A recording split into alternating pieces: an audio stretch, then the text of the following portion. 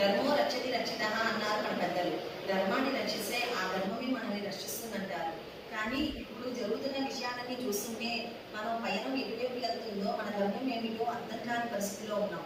ఎందుకంటే కలియుగ ప్రత్యక్ష దైవమైన అఖిలాండ కోటి బ్రహ్మాండ నాయకమైన శ్రీ తిరుమలేశుని సన్నిధిలో జరిగిన తిరుపతి లడ్డు కల్తీ విషయంలో కానీ, సాక్షాత్తు ఇంద్రకీలాద్రిపై వేచి ఉన్న కనకదుర్గమ్మ వారినే తాంత్రిక పూజా శక్తిగా మనల్చారణ చేసిన కేసులో కానీ, ఆ తర్వాత ఆవిడ సింహాలు మాయమైపోయిన విషయంలో కానీ, ఆ తర్వాత హైందవ సాంప్రదాయానికి మందరకలుగా భావించే పసుపు కల్తీ విషయంలో కానీ ఎటు వెళ్తున్నాం?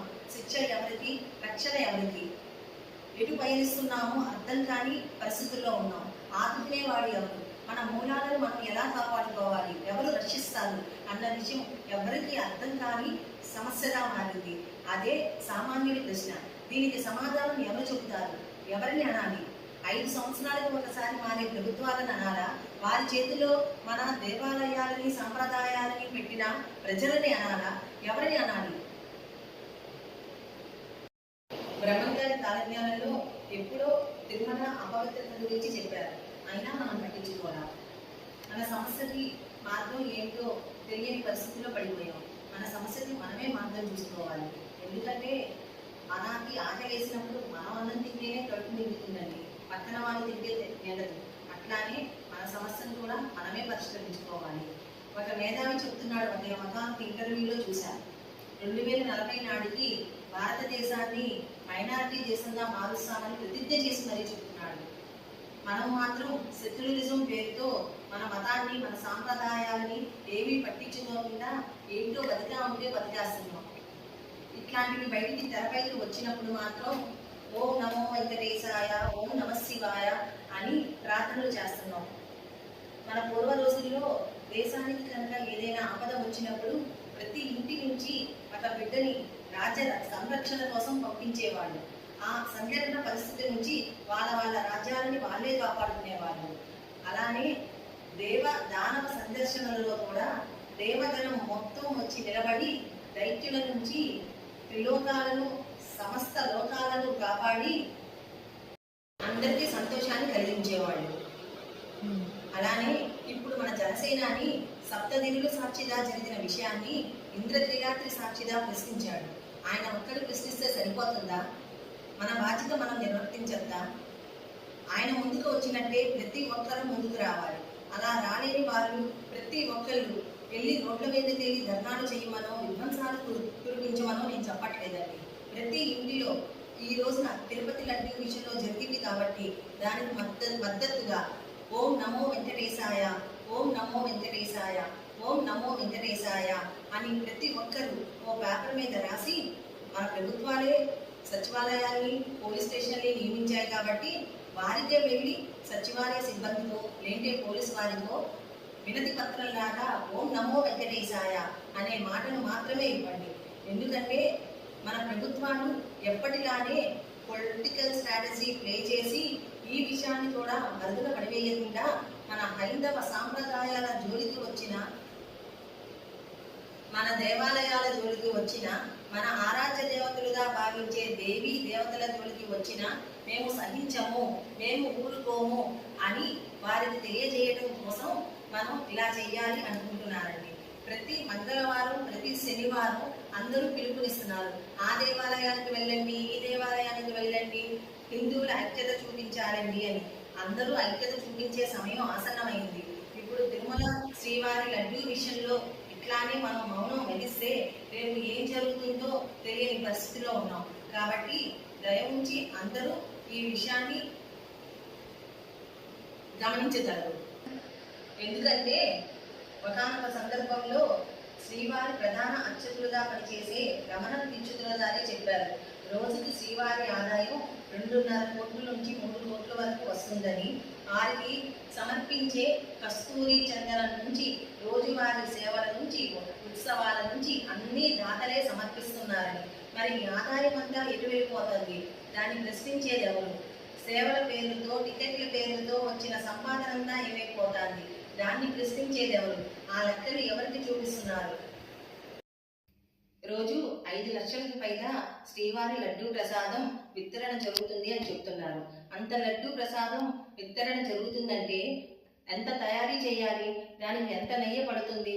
అంత నెయ్యి పడుతుంది అంటే ఇప్పుడు వచ్చిన రిపోర్ట్ల ప్రకారం బీఫ్ మాంసం, ఫిష్ ఆయిల్ కలుస్తుందని చెప్తున్నారు.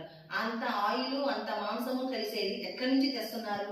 అంత పెద్ద మొత్తంలో తెస్తే అక్కడ ఉన్న వాళ్ళకి ఎవరికీ తెలియట్లేదా? తెలిస్తే ఎందుకు ఊరుకున్నారు? అసలు బీఫ్ ఆయిల్, బీఫ్ మాంసం కలిపారు అంటే అందులో ఇంకేమైనా కుట్రకోణం ఉందా? మత విద్వేషాలను పెంపొందించేందుకు జరుగుతున్న కుట్రగా భావించాలా మనం? అసలు పంది మాంసాన్ని కలపడంలో అసలు ఉద్దేశం ఏమిటి? తక్కువ రేటుకు వస్తుంది అనడానికి స్వామివారి ధనానికి ఏమీ లోటు లేదు. అలాంటప్పుడు వీళ్ళకెందుకు అంత కక్కుర్తి? దీనిలో ఇంకేమైనా కోణాలు ఉన్నాయా? అవి కూడా మనం గమనించాల్సిన పరిస్థితి ఏర్పడింది. ఈ విషయాన్ని తెరపైకి తెస్తే మత విద్వేషాలు రగల్చడం కోసం చేసే ప్రయత్నంగా కూడా భావించవచ్చా?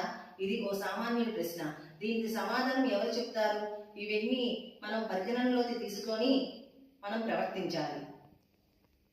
ఇటువంటి విషయాలన్నీ మనం పరిగణనలోకి తీసుకుంటూనే మన హైందవ ధర్మాన్ని కాపాడుకునే ప్రయత్నం చేసుకోవాలి. లేదంటే మనం ఎటు వెళ్ళిపోతామో తెలియట్లేదు. అట్లానే మన ప్రభుత్వాల చేతుల్లో మన ఎండోమెంట్ వ్యవస్థను ఉంచకూడదు. దానికి మనం ఏదైనా ప్రత్యామ్నాయం చూపించాలని ప్రభుత్వాల పైన ఒత్తిడి తీసుకురావాలి. ఎందుకంటే ఇప్పుడు ముస్లిమ్స్ వాకౌట్ ముస్లిమ్స్వి, క్రిస్టియన్స్ చర్చెస్ క్రిస్టియన్స్వి, అలానే సిక్కులవి వాళ్ళకు ఉన్నాయి. మన హిందువులకి మాత్రమే ఈ ప్రభుత్వాల చేతిలో ఉన్నాయి. ఇప్పుడు ప్రభుత్వం ఉంది కాబట్టి ఈ విషయాన్ని తెరపైకి తెచ్చింది. వచ్చే ప్రభుత్వం తెస్తుందనడానికి ఏంటి గ్యారంటీ? ఎందుకంటే జూన్లో రిపోర్టు వచ్చింది అని మన ప్రభుత్వాలు చెప్తున్నాయి. మరి అటువంటప్పుడు ఆ రిపోర్టును ఇంతకాలం ఎందుకు బహిర్గతం చెయ్యలేదు అని ప్రశ్న వేస్తున్నాడు సామాన్యుడు. దానికి సమాధానం ఎవరు చెబుతారు? ఇది కూడా ఓ పొలిటికల్ స్ట్రాటజీగానే చూపిస్తున్నారా? దీని వెనుక ఇంకేమైనా ఉన్నాయా అని అడుగుతున్నాడు ఓ సామాన్యుడు. ఆ ప్రశ్నలకు సమాధానం చెప్పేది ఎవరు? ఇలాంటి ప్రశ్నలు ఎదురవ్వడానికి అవకాశం ఇస్తున్నది ఎవరు? ఎందుకంటే ఫ్యాక్ట్ బిట్ అనే సంస్థ ఫేస్బుక్ అనే పేజీలో కృష్ణుడి గురించి, మన శివుడి గురించి అశ్లీలమైన చిత్రాలను చూపిస్తూ వాళ్ళ ప్రమోషన్లు చూసుకుంటున్నా, బహిర్గతంగా చేస్తున్నా పట్టించుకోని ప్రభుత్వాలు సనాతన ధర్మాన్ని, మన హైందవ సంప్రదాయాలను సంరక్షిస్తాయా? కాబట్టి మన సమస్యకు మనమే పరిష్కారం వెతుక్కోవాల్సిన సమయం ఆసన్నమైంది. మన జనసేనాని పిలిపించినట్టు మన సనాతన ధర్మం జోలికి, హైందవ సాంప్రదాయాల జోలికి, మన దేవాలయాల జోలికి ఏ రాజకీయాల వారైనా సరే, ఏ మత ఉన్మాదులైనా సరే ఎవరైనా వస్తే ఉపేక్షించపోము అన్న హెచ్చరిక అందరము భారతీయులుగా, హిందువుగా పుట్టినం కాబట్టి సెక్యులరిజం అనే మాస్కును తీసేసి ఇప్పటికైనా మనం పయనాన్ని కొనసాగిద్దాం. లేకపోతే మన భావి తరాల వారు ఏమైపోతారో అని ఎవరు ఏమీ చెప్పలేని ప్రశ్న. మన జనసేనాని పిలిపించినట్టు మన హైందవ సాంప్రదాయాల జోలికి గాని, లేదా సనాతన ధర్మం జోలికి గాని, మన దేవతామూర్తుల జోలికి గాని, దేవాలయాల జోలికి గాని ఎవరైనా వచ్చినా మేము ఉపేక్షించబోము అని వాళ్ళకి తెలిసేలా చెయ్యాలి. లేకపోతే మన భావి తరాల వాళ్ళ జీవిత గమనం ఏమైపోతుందో ఊహించడానికి కూడా భయానకంగా ఉంది. ఎందుకంటే మొన్న బంగ్లాదేశ్లో మన హిందువులపై జరిగిన దాడే ఓ నిదర్శన. మన హిందువులు బుర్కా వేసుకోలేదని హిందూ స్త్రీలని తరిమి కొట్టారు. వీడియో చూసిన మీ అందరికీ నా ధన్యవాదాలండి. ఈ వీడియో కనుక మీకు నచ్చినట్టయితే లైక్ చేయండి, షేర్ చేయండి, సబ్స్క్రైబ్ చేయండి, గంట కొట్టండి. మీ అమూల్యమైన అభిప్రాయాలను కామెంట్ రూపంలో పొందుపరచండి. ఇటువంటి మరికొన్ని వీడియోలతో మీ ముందుకు వస్తాను. మళ్ళీ కలుసుకుందాం.